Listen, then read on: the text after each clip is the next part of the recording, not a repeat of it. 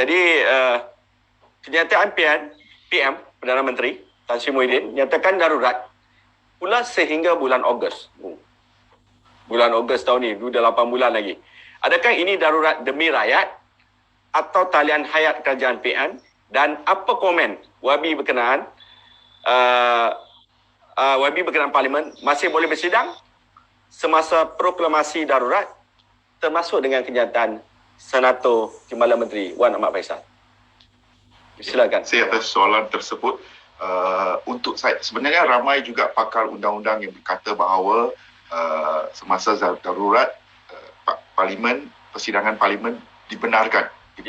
Malah pertukaran Perdana Menteri dibenarkan. Ini kawan baik saya, YB Faiz Fadli dari Penang. Beliau seorang peguam, Faiz Fadli dari Penang, seorang peguam. Dia kata sebenarnya darurat ni Parlimen dibenarkan dan juga pertukaran pemimpin termasuk Perdana Menteri dibenarkan. Saya tak nak masuk dalam perbincangan tentang undang-undang darurat sebab saya bukan pakar undang-undang. Tetapi apa yang kita lihat seperti yang saya katakan dalam round 1 tadi ialah mengapa perlu dilaksanakan darurat sedangkan kuasa PKP tidak digunakan dengan sepenuhnya.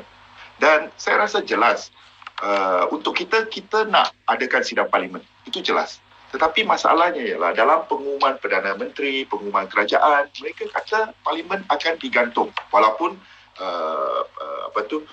komen-komen pakar dan juga undang-undang itu berbeza dengan pandangan tersebut, tapi pendirian kerajaan hari ini ialah darurat untuk menggantungkan Parlimen. Itu satu perkara yang pelik sebab apa kaitan penggantungan Parlimen dengan melawan COVID? Kalau kita masih ingat lagi, tahun lepas, tahun 2020, sidang-sidang Parlimen tahun lepas, Tok Mat pun ada, parti pembangkang, parti kerajaan sudah tentulah, tetapi parti pembangkang sekalipun, kita tak halang apa-apa dasar yang menguntungkan rakyat, yang membantu dalam usaha melawan COVID. Kerajaan telah mengemukakan 2 rang undang-undang berkaitan COVID. Dan ini disokong dengan sebulat suara oleh ahli Parlimen kedua-dua pihak. Ya, malah saya ingat lagi pihak pembangkang kita bukan saja menyokong belanjawan-belanjawan untuk melawan COVID, malah kita kata dana COVID patut digandakan. Kali pertama tak pernah terjadi pembangkang suruh kerajaan tambah bajet. Selalunya pembangkang suruh kerajaan tolak bajet. Ini pembangkang suruh kerajaan tambah bajet. Jadi kerajaan Tan Sri Muhyiddin tak payah bimbang bahawa ahli Parlimen sama ada parti dia sendiri, perikatan dia sendiri ataupun parti pembangkang, kita akan merosakkan usaha melindungi rakyat dari COVID. Tapi melindungi jawatan Perdana Menteri itu tak jamin. Itu tak jamin. Itu kita biarkan kepada peruntukan perlembagaan. Kita ikut lunas undang-undang. Kita lihat pelbagai dasar-dasar yang baik untuk rakyat. Contohnya, pelanjutan moratorium pinjaman bank, pengeluaran KWSP, kenaikan bayaran atau bantuan kebajikan setiap bulan sehingga RM1,000. Banyak dasar-dasar, idea-idea dasar yang baik ini sebenarnya datang dari ahli Parlimen, kedua-dua pihak, kedua-dua belah. Sama ada kerajaan ataupun pembangkang semasa sidang Parlimen. Kalau sidang Parlimen tidak ada, ahli Parlimen tidak ada peluang untuk membangkitkan semua idea ini, maka kerajaan pun tidak akan buat. Tidak ada tekanan yang sebenar kepada kerajaan. Jadi kita kata semasa darurat, semasa pandemik wabak COVID, tak ada kaitan dengan sidang Parlimen. Malah lebih penting lagi kena ada sidang Parlimen sebab kita perlu mengemblengkan tenaga usaha seluruh rakyat Malaysia yang diwakili oleh wakil rakyat. Ya, jadi tak ada kaitan langsung Parlimen dan sebagainya. Jangan pula kata kita nak satu sidang Parlimen ataupun satu pengurusan yang di mana tidak ada orang buat semak dan imbang. Itu dah jadi diktator. Kalau dia nak di Parlimen semua orang kata yes man, saya rasa itu tak betul lah. Sebagai pemimpin, sebagai Perdana Menteri, dia kena menghadapi proses semak dan imbang dan akhirnya semua wakil rakyat bersetuju untuk bantu usaha COVID. Kalau dia tak nak proses semak dan imbang, baik jangan jadi Perdana Menteri. Ya. Jadi tentang Wan Faisal, dia sebut rekonsiliasi nasional. Perkataan pelik lah. rekonsiliasi nasional. Ni ayat tak tahu bahasa Melayu ke bahasa Inggeris. Sebenarnya masalah bala yang kena kat negara kita pada hari ini, sama ada wabak COVID yang tidak terurus ataupun ekonomi yang kucar-kacir, kebajikan rakyat tidak terjaga, perpecahan politik, ketidakstabilan. Masalah ini tidak berlaku hari ini, bukan berlaku semalam, bukan berlaku bulan lepas.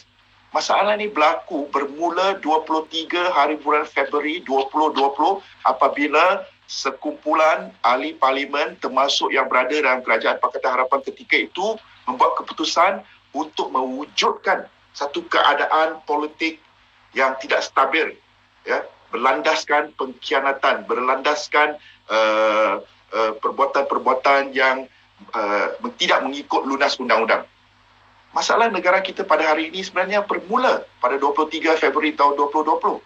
Jadi dalam keadaan ini kita lihat kerajaan yang dibina atas landasan ketidakstabilan politik sekarang nak minta pula kestabilan politik. Saya rasa itu adalah satu kontradiksi. Ya, kita lihat masa dia senang, masa dia kaya, masa dia seronok, dia sombong dengan kawan, berlaku curang dengan isteri, ada girlfriend ramai. Sekarang dah kena tangkap, dia nak minta isteri balik, dia nak minta kawan-kawan bantu dia. Bila kalau kerajaan ada political will untuk reconciliation, national reconciliation, ya, untuk mengemblengkan tenaga dan usaha menstabilkan politik negara, jangan tunggu sampai hari ini. Patut dah buat awal-awal.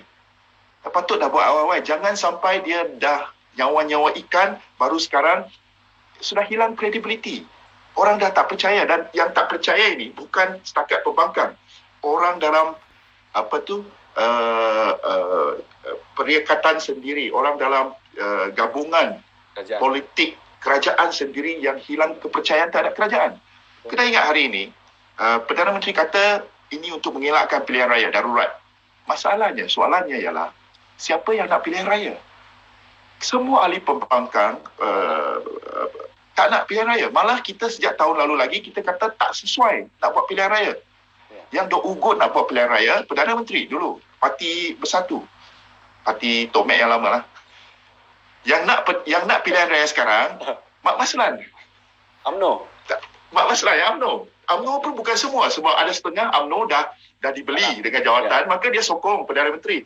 Sekerat saja UMNO. Jadi dalam sekerat ahli parlimen yang nakkan pilihan raya, majoritinya tak nak pilihan raya, mana ada timbul soalan kena buat darurat untuk mengelakkan pilihan raya. Jadi ketidakstabilan politik hari ini, kita lihat, bukan berpunca daripada pembangkang, berpunca daripada perpecahan dalam kerajaan sendiri. Dan ini adalah kerana seperti yang saya katakan, kerajaan ini dibina atas landasan politik yang tidak stabil, atas landasan khianat mengkhianati.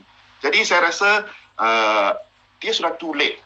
Dia sudah hilang kepercayaan, hilang keyakinan, hilang kredibiliti. Kalau mungkin masa bajet tahun lepas, Perdana Menteri ikut cara kita kata contohnya negeri Perak, jiran kita kat Penang ini, Perak, ataupun ikut cara orang Johor, bangsa Johor.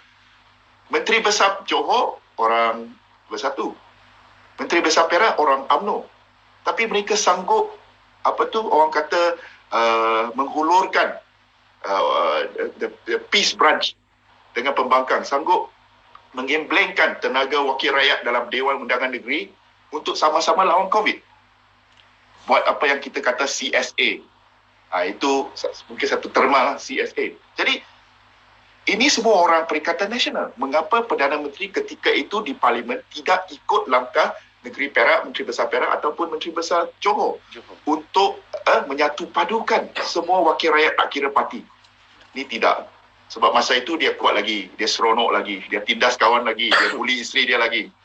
Lepas tu sekarang dah kena kantoi, dia nak balik isteri dia, dia nak pujuk balik kawan dia. Jadi saya rasa ini satu perkara yang amat mustahil pada hari ini. Tadi saya setuju dengan apa yang Saudara Adli dan juga Tok Mek katakan. Masalah sekarang pengurusan yang kucak-kacir, serabut, kelam kabut. Jadi bukan dengan hanya kata kita jangan lawan, maka masalah akan selesai. Tidak. Kita kena ada satu kerajaan yang mempunyai keyakinan oleh rakyat Malaysia. Kerajaan yang tak buat SOP ubah-ubah. Kerajaan yang boleh mengembalikan keyakinan kepada pelabur. Perniagaan, bukan saja perniagaan luar negara, tetapi juga perniagaan Malaysia, pelabur-pelabur dalam negeri. Kita kena ada kerajaan yang boleh mendapat keyakinan semua wakil rakyat. Ya, jadi ini saya rasa dah tak ada aspek ini kat Perikatan Nasional sekarang.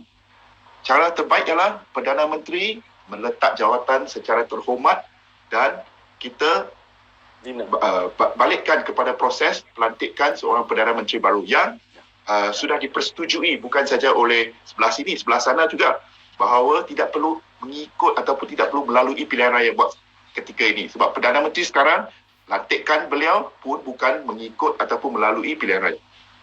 Okey, terima kasih Yang Rahmat Steven.